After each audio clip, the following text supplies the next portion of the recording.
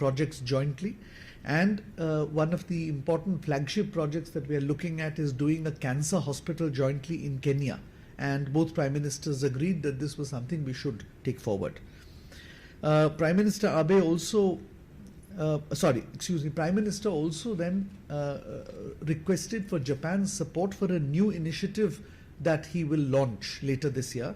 And this is the Coalition for Disaster Resilient Infrastructure.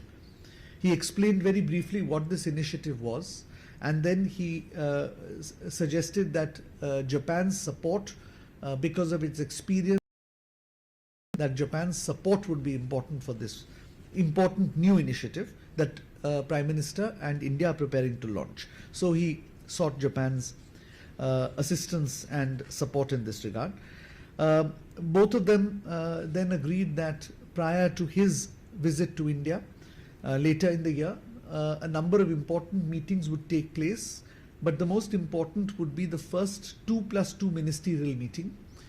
This is a new format which was agreed to when Prime Minister visited Japan last year, in which the foreign affairs and defense ministers of the two countries will meet together and discuss issues relating to defense, foreign policy and security. So this meeting, it has been decided, will be held before the annual summit. The dates, of course, are still, that will be discussed through diplomatic channels.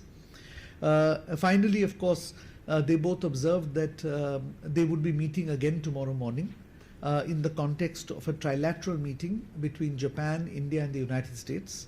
And there was a brief discussion on how the Indo-Pacific initiative, which is an important initiative which all three countries are separately pursuing and also discussing together, could be given further fillip as part of this initiative. So these were the broad areas of discussion. It was a very warm meeting. The atmosphere was very positive. The Prime Minister of Japan is looking forward to his visit to India, and of course Prime Minister is looking forward to participating in the G20 meeting. So I will stop here now. Manish. Thank you, sir. I'll just take maybe one or two questions. Siddhant? Sir, was connectivity discussed? Because both Japan and India are keen to engage on connectivity, and of course third country projects. You talked about Kenya. We are also working in Sri Lanka. So can you just give us the nitty-gritties or what happened actually? Yeah. So because of time constraints, obviously detailed discussions could not take place, but on a number of at a number of points the connectivity issue was touched upon. The first, of course, is, as I explained, is the Act East Forum, which is trying to connect the northeastern part of India to Bangladesh and Myanmar as well. The second was, as I mentioned, both leaders felt that we should jointly do projects in third countries in the neighborhood. Countries were not identified, but you have correctly mentioned that one of them is Sri Lanka. And we would certainly like to see if we can do some work with them in countries like Bangladesh and Myanmar. Those are still under discussion, and obviously there was no specific discussion at this meeting. Lastly, of course, the issue of the Indo-Pacific is the issue of connectivity. It is a seamless connectivity of the two major oceans, which collectively taken together is where the global economic center is moved. So in all these areas, I think a direction was set. It is now up to the officials of the two countries to bring that together. Yes, please. Sir, ये प्रधानमंत्री का जो new initiative की बात है, disaster resilient infrastructure, तो ये किस तरह का, क्या ये भारत के लिए या सबके लिए बात हो रही है, और किस तरह का सपोर्ट जापान से मांगा गया? This is a new initiative that India is looking at launching.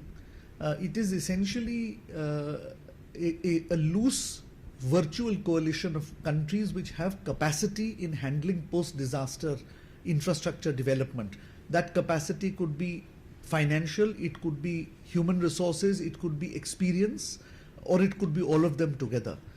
Essentially, the thinking behind this is that every time a major disaster occurs, immediate relief and rehabilitation is given, and thereafter small countries, vulnerable countries and developing countries are left to fend for themselves, where it means rebuilding the infrastructure, without which the economy can never regain its position.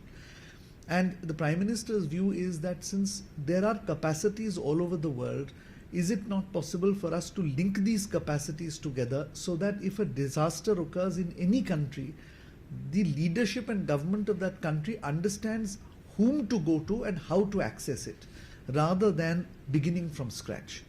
This is a space which has not been filled by anybody yet. It does not compete with UN organizations which are in relief or rehabilitation, because this is infrastructure building back better.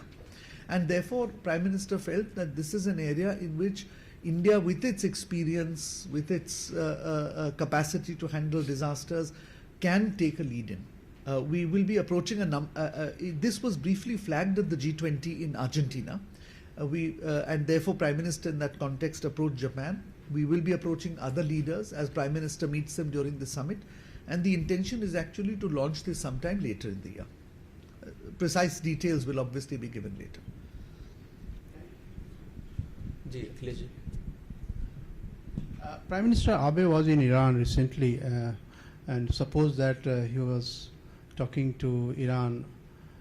So, could you share anything with Prime Minister Narendra Modi that what can be the solution of Iran situation? There was no discussion on Iran, Akhilesh ji, during the conversation.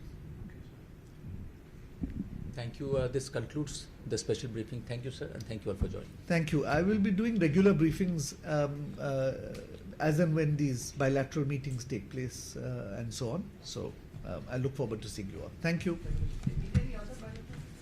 अब आज नहीं है.